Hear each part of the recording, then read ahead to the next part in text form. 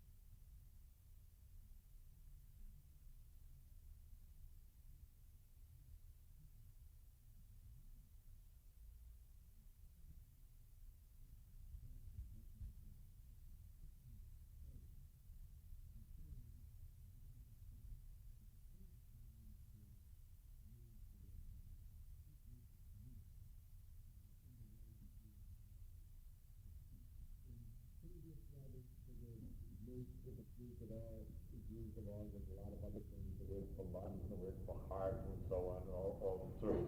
But in Sauron, it's dramatically out there more often than any of these other words.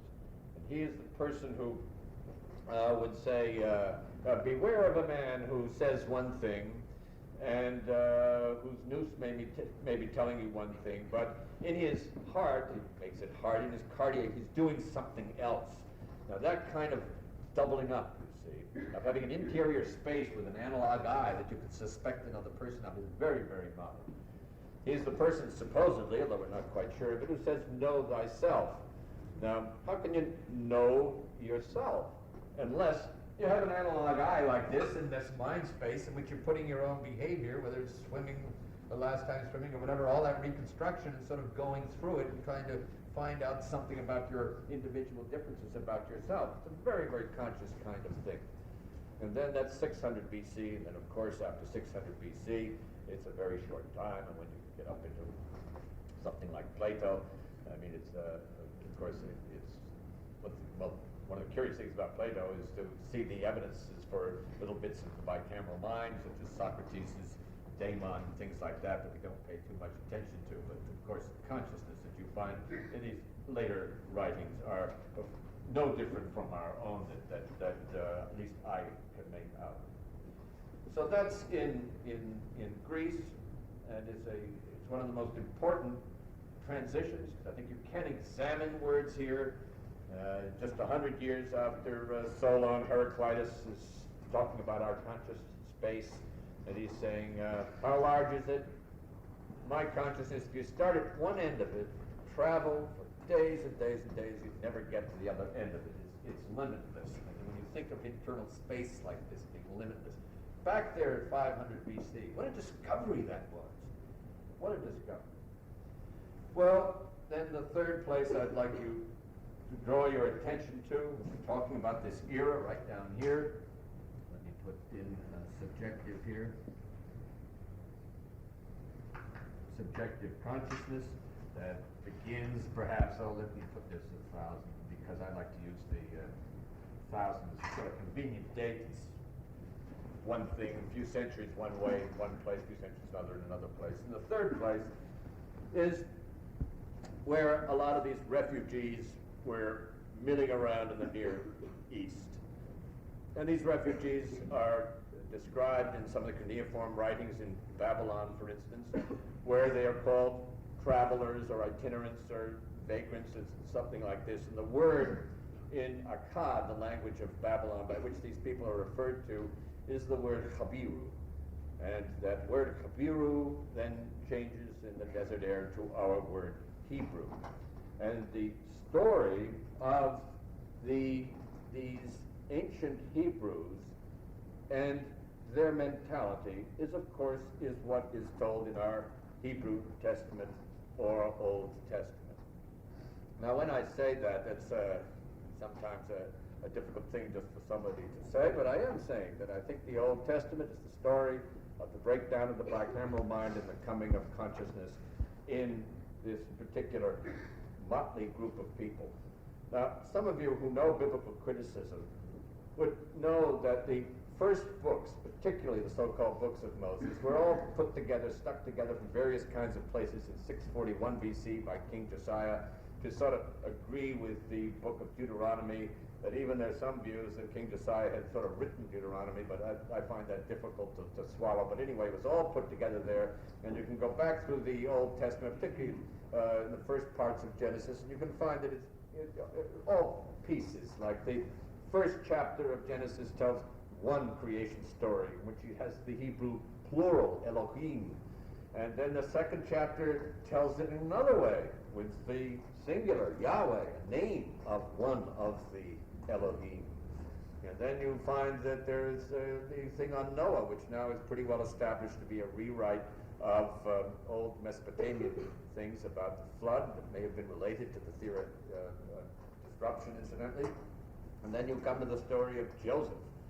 And he's supposed to be the son of Jacob, but at least the new criticism seems to make out that it could not be so, that Jacob may indeed have been one of the older parts, going back perhaps before 1000 BC, but that all the story of Joseph comes from about 600 years later and may have originated in a story about divination that came from some other source.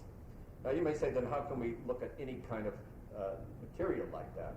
Well, one thing we can do is take, there's certain books that are all the same kind, not patchworks.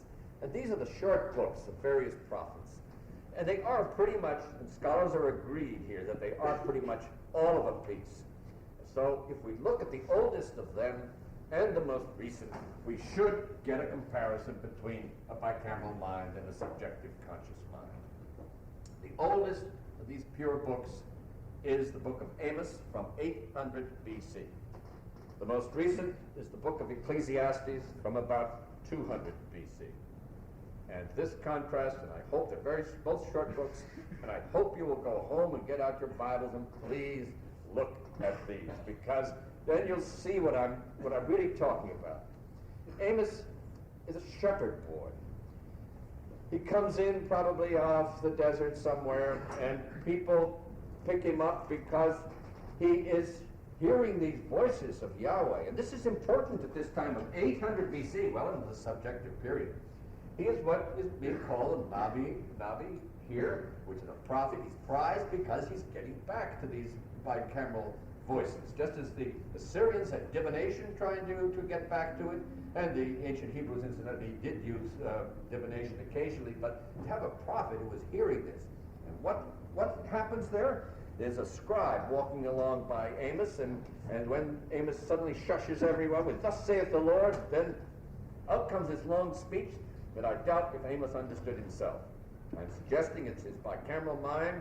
It's so vivid to him because he's one of these leftover people, and he's prized, of course, as one of the great prophets. They ask him who he is. He said, "I'm not a prophet, and I'm just the King James Version translates it as a gatherer of sycamore fruit," whatever that could mean. But he's really a shepherd boy. He's uneducated, and this just happens to him. Now, then we go to Ecclesiastes. The difference is just fantastic, because Ecclesiastes is the person that says, "In my heart I see that wisdom excelleth folly." All that internal stuff, just all internal metaphors. And then he's the person that has this spatialization of time that I think is so important, where we take the duration and we put it into space in various kinds of ways, so we have lifetimes and so on. And he's the person that has that famous chapter that there is a time for everything under the sun, a time for war, a time for peace, a time for love, and so on and so forth. All this placing out in mind space of all the things that we do. Beautiful stuff. And the comparison there is the comparison I'm trying to make between a bicameral mind, or almost bicameral man, Amos. He's not really bicameral, but almost, because he's kept this to a subjective mind. Well, that's really the story I'm telling tonight, but I'm going to end by going a little bit into what possibly the neurology of all this could be. If there was such an important thing as a bicameral mind that civilized mankind, essentially, all this God-man relationship back here from 9000 BC up through 2000 BC to 1235 BC, it had to be evolved, it had to be genetic, and it has to involve the nervous system in some kind of big kind of way. So when I was coming to these ideas, I tried to think up, well, what's the simplest kind of neurological model that one could get from this? I'll take the simplest one, I'll try to knock it down, then I'll go to something more complicated. And with the idea that I'm certainly going to be finding that this was much too simple, the hypothesis that it could occur to any of you here too, is that it could be the two hemispheres talking to each other. After all, we have speech hemispheres around, most of us are on the left hemisphere. Yet we know that in the right hemisphere, those areas are perfectly good when we're children, and those can take over the speech. If a child injures himself badly enough here, he will start to speak from his right hemisphere, and that will get implanted in. So from then on, probably some people in this room who are speaking from their right hemispheres, while most of us, the estimate is different periods, but 95% of us perhaps are speaking from our left hemispheres. And yet these speech areas over here are perfectly good. Therefore, is it possible, as a hypothesis, to think that the bicameral part of the mind, the God part of the mind, was speaking from the right hemispheres over to the left? And this is what the bicameral mind was. That Achilles was Athena, Thetis were organizations of admonitory experience over in what corresponds to Wernicke's area over here in the posterior part of the temporal lobe and a little part of the parietal lobe. And under enough stress of one kind or another, that mechanism triggered off so that this was organized into speech and sent it across the corpus callosum over to the left side where Achilles would hear it. Now, another good part of this, that I like about this theory, is these are the two hemispheres, this is the right and this is the left. There's a certain rationality in all this, because why should there be such things as auditory hallucinations? Anybody who's a psychologist, if you really stand up and think, they're rather silly things, aren't they? I mean, why? Well, I think this is why this comes into this theory sort of nicely, is that if you have all this storing up of monitory experience over here in this right temporal lobe, and there are 10 billion cells over here and 10 billion cells over here, and you've got 200 million in between, which is far less, you see. How can you get all this information over through this corpus callosum over to this side? You've got to put it into some kind of code. And there's never been a better code in the history of this universe that we know of than human language. The most remarkable thing in existence, no doubt about that. So this sort of adds in a certain kind of rationality that yes, all this monitory experience then was coded into language by the language areas over in the right hemisphere and sent over to the left side that then the man heard, and this is a neurological model for the bicameral mind. Well, I began to think of this and trying to think of what are the contrary evidence, and I don't know whether you've been following some of the brain research that I was talking to one of the classes this afternoon. The kinds of things that we found out with these patients who have the corpus callosum cut, we can study what's in the right hemisphere a little better, seem all to be consistent, that the right hemisphere is the hemisphere that can organize things into patterns, and that this is exactly what a god would have to be good at, is to fit large things, to create civilizations back here, to fit large things into these patterns. This is exactly what we're finding out that the right hemisphere does much better than the left hemisphere, which is the analytic one. That this is where music is heard, where artistic principles are going on, where these aesthetic large patterns are being done, whereas this is the hemisphere that sort of breaks things down.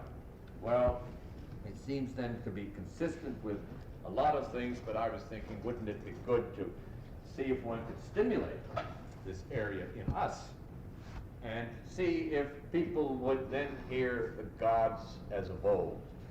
Wouldn't that be a kind of test for this theory? And I was thinking one night at midnight, do I dare submit to such an operation to have my right hemisphere, stimulated this way to see what would happen? Well, fortunately, I just happened to remember that through various other things, this is exactly the area where Wilder Penfield in Montreal was stimulating his patients. Now, the reason he was doing this, they were conscious there at the operating table. He was about to take out the temporal lobe on the right side because that was what was causing the epilepsy. But the epilepsy hadn't hurt the temporal lobe that much, and he wanted to find out what this temporal lobe was doing there. The patient said, I hear voices, but I lost touch with reality. Another patient, a 26-year-old housewife, said, I hear a voice saying words, but it's so faint I could not get it. This is stimulating just in the posterior part of the right temporal lobe. Another patient said, I hear someone talking. Incidentally, this stimulation is just a very mild little electric current that's sort of fed onto what looks like of course, like a watercolor brush with a saline solution to conduct it. And it's the amount of electricity just to cause a tingle in the thumb when you put it on the motor area. Very, very small amount of things. So that's good to remember that this isn't a very gruesome thing. And another patient heard someone talking, and then Dr. Penfield went to just an adjacent point, and she said, that man's voice, that man's voice. And then she automatically said, my father frightens me a lot. And he said, why did you say that? She said, no. He said, that is your father, isn't it? She's insisting, no, it isn't. And you can see this already in 1963 Brain, Penfield and Perot, to read all this stuff and see how Penfield is trying to prove his hypothesis that these are memories. I feel they weren't memories. I feel there's something different because the person isn't in them. These are all others, external things. Another patient heard a voice shouting at him, sit still, over and over again from one little stimulation. Another, a 14-year-old boy, and see if you think this sounds like a memory. A 14-year-old boy, and it does seem to be the case that when the younger the patient here, the more these vivid perceptual experiences, saw, right in the operating room there, two men in armchairs singing loudly at him. Very unusual. Another patient heard voices is in a lumberyard, then to an adjacent point along a river, a man's voice and a woman's voice calling, but you couldn't figure out where this was coming from. And another patient just simply said, there they go yelling at me, doctor, from one stimulation. Stop them, stop them. The voices lasted for about 20 seconds from one stimulation. Well, that's enough to at least lead me not to toss away this neurological model or this bicameral mind that I think preceded our present subjective conscious mind, which I'm going to be talking about in my two talks tomorrow. If there's one conclusion I'd like to leave with you tonight, is that all this that the bicameral mind did, all the ziggurats have crumbled into the dust, the civilizations that were started have been changed, and all this that was the business of the gods seem to have left the right part of the temporal lobe but migrated outside the skin into temples, churches, heavens, where we still seek them, leaving us groping and uncertain and looking for authorization, leaving us with all our hesitant doubt and our consciousness.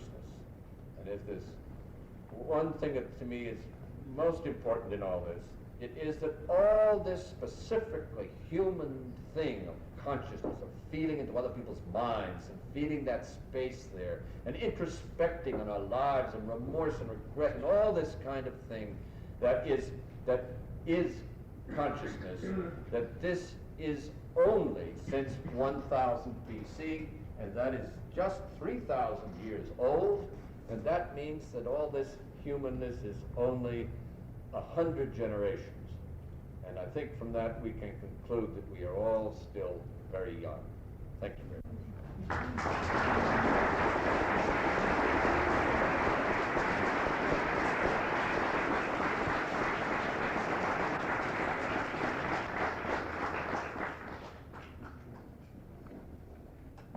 Well, I'd be glad to, I probably convinced you all completely, so yes.